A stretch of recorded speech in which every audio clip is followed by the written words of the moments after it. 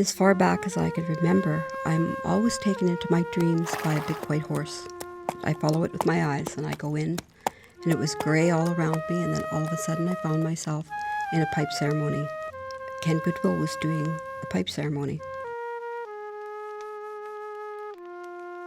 I was watching the smoke come out of the pipe, and the smoke came towards me, and as it got towards me, it started getting bigger and bigger, and the smoke lifted me up and took me somewhere.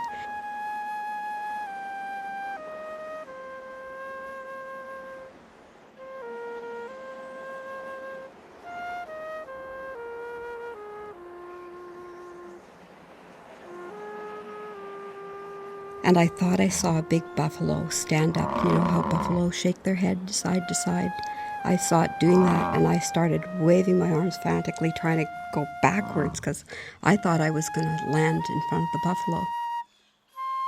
When I landed, I didn't see a buffalo.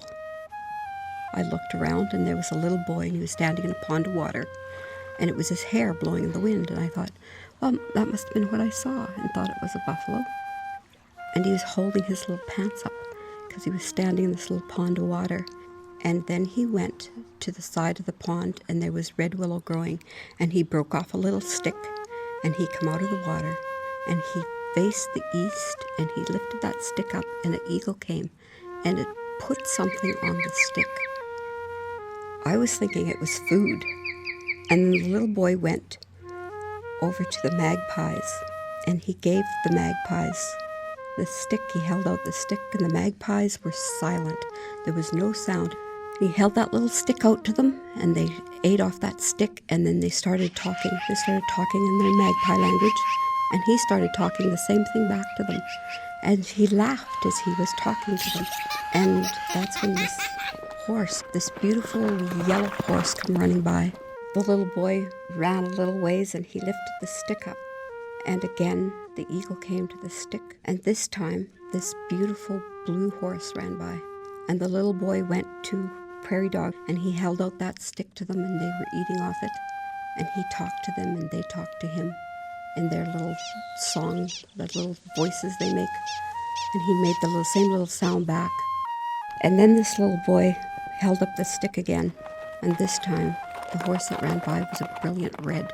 And he kept holding out this stick, and the eagle would come and put food on it. And then he took that stick and he fed coyotes. Again, the coyotes talked to him, he talked to them. And he held up the stick, and the eagle would come and put more food on it. And this beautiful green horse ran by, and he fed those coyotes. And they all talked to him.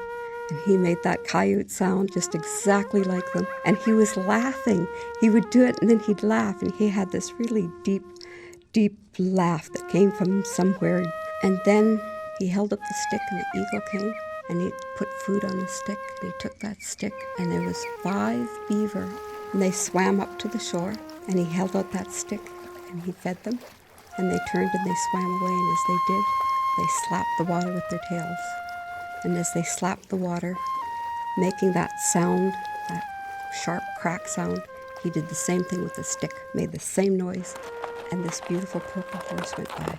And the little boy went and held the stick up, and the eagle came, put food on it, and the little boy turned around, and he faced me, and he pointed the stick at me, and that's the first time I saw his face, and I looked at him, and I looked at his eyes, and I looked down at his little hands holding that stick, and I looked up, and I was no longer looking at the little boy. I was looking at Elder Ken Goodwill, and he had a pipe in his hand. And then the little brown filly went by, and I followed her out of my dream.